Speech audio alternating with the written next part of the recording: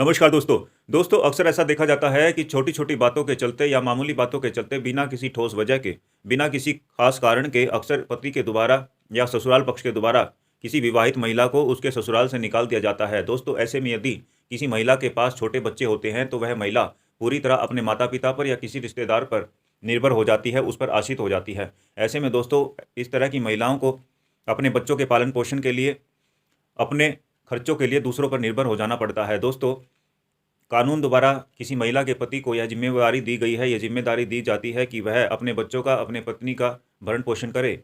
दोस्तों, इस वीडियो में हम जानेंगे कि ऐसे में महिलाओं के पास भरण-पोषण का, अपने पति से मेंटेनेंस लेने का क्या कानूनी तरीका होता है। दोस्तों, महिलाएं दंड प्रक्रिया संहिता की धारा 125, जी हाँ, सीआरपीसी की धारा 125 के तहत अपने पति से भरण-पोषण राशि प्राप्त करने की हकदार होती हैं। भरण-पोषण के लिए महिला सक्षम न्यायालय में जाकर साधारण आवेदन देकर अपने पति के विरुद्ध भरण-पोषण की मेंटेनेंस की मांग कर सकती है। न्यायालय की यह जिम्मेदारी है कि वह भरण-पोषण संबंधी आवेदन को जल्द से जल्द तय करे। जी हाँ, ऐसे मामलों का निपटारा जल्द से जल्द कम समय में किया जाना अनिवार्य होता है। भरण-पोषण से संबंधित आवेदन को तय करते समय न्यायालय साधारण जांच करेगी, न कि कानूनी दांवपेच में पड़ेगी। इस प्रकार के आवेदन का फैसला जल्द से जल्द किया जाएगा। न्यायालय में जो भी उचित समझे, दोस्तों न्यायालय कोर्ट जो भी उचित समझे उतना भरण-पोषण देने का आदेश पारित कर सकता है। न्यायालय भरण-पोषण के आवेदन के तय होने के बीच में अंतरिम भरण-पोषण मेंटेनेंस देने का आदेश पारित कर सकता है। भरण-पोषण को तय करते समय पति के वेतन को, आर्थिक स्थिति तथा पत्नी के रहन-सहन के खर्चों को नज़र में रखकर दिया जाएगा।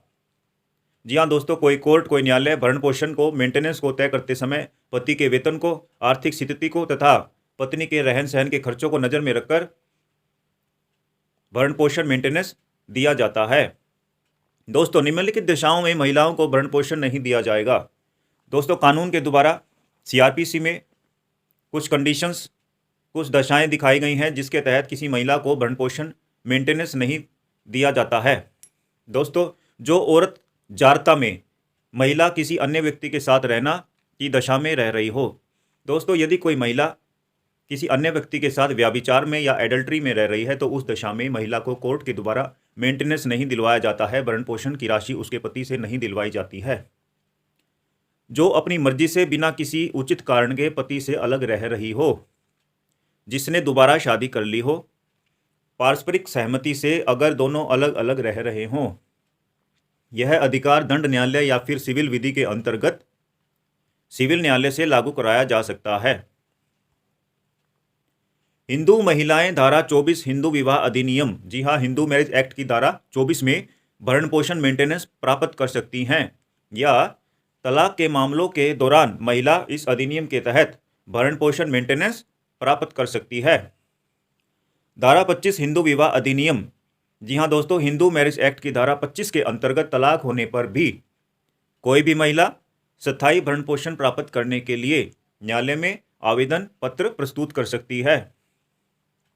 मुस्लिम महिला के भरण-पोषण की अवधि इद्दत तक ही सीमित रखी गई है। इद्दत का अर्थ यह सुनिश्चित करना है कि पत्नी गर्भवती तो नहीं है। अगर वह गर्भवती है तो भरण-पोषण मेंटेनेंस बच्चे के पैदा होने तक मिलता है।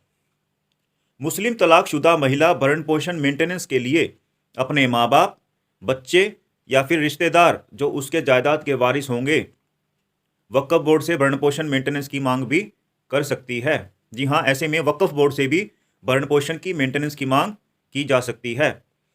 मुस्लिम महिला धारा 125 सीआरपीसी 125 दंड प्रक्रिया संहिता के अंतर्गत मेंटेनेंस भरण-पोषण का लाभ तभी उठा सकती है जब वह अपने निकाहनामे में यह लिखे कि दंड प्रक्रिया संहिता की धारा 125 के अंतर्गत अर्जी देने से तलाकशुदा औरत अपने शौहर से भरण-पोषण ले सकती है। इससे महिला को भरण-पोषण मेंटेनेंस अन्य महिलाओं की तरह असीमित अवधि तक अपने पति से मिल सकता है। दोस्तों, भरण-पोषण मेंटेनेंस प्राप्त करने हेतु आवेदन पत्र कहां प्रस्तुत करें?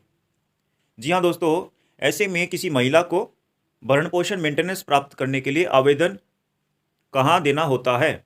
दोस्तों, भरण-पोषण मेंटेनेंस प्राप्त करने हेतु किसी महिला को एक साधारण प्रार्थना पत्र जिले के समक्ष मजिस्ट्रेट न्यायालय के समक्ष प्रस्तुत करके अपने पति से भरण पोषण की मेंटेनेंस की मांग कर सकती है जिस जिले में वह निवास करती है। भरण पोषण प्राप्त करने के लिए कोई भी विवाहित महिला उस जिले के न्यायिक मजिस्ट्रेट के न्यायालय के समक्ष भी प्रार्थना पत्र प्रस्तुत करती है जिस जिले में उसका पति निवास करता हो।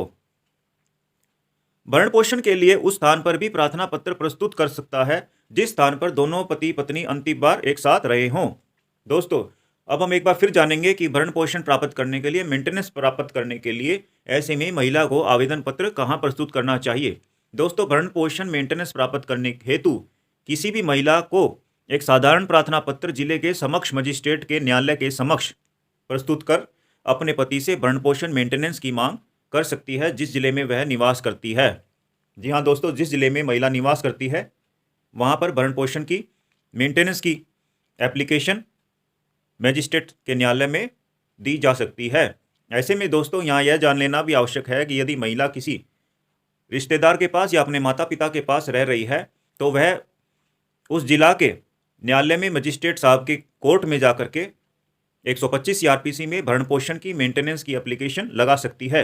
दोस्तों, भले ही ऐसी महिला की शादी, ऐसी महिला का विवाह किसी अन्य राज्य में हुआ हो, जैसे कोई महिला यदि उत्तर प्रदेश में किसी महिला की शादी हुई है और वह महिला कलकत्ता की रहने वाली है,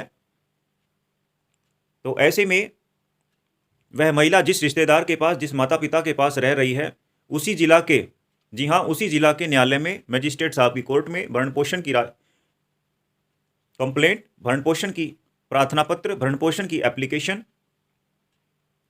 लगाई जा सकती है। भरण पोषण प्राप्त करने के लिए कोई भी विवाहित महिला उस जिले के न्यायिक मजिस्ट्रेट के न्यायालय के समक्ष भी प्रार्थना पत्र प्रस्तुत कर सकती है जिस जिले में उसका पति निवास करता हो। भरण पोषण के लिए उस स्थान पर भी प्रार्थना पत्र प्रस्तुत किया जा सकता है जिस स्थान पर दोनों पति पत्नी अंतिम बार एक साथ रहे हों। दोस्तों, कानून की जानकारी वाले ऐसे ही वीडियोस पाने के लिए आपसे अनुरोध है कि आप कानून टुडे सुपरफास्ट को सब्सक्राइब करें। धन्यवाद।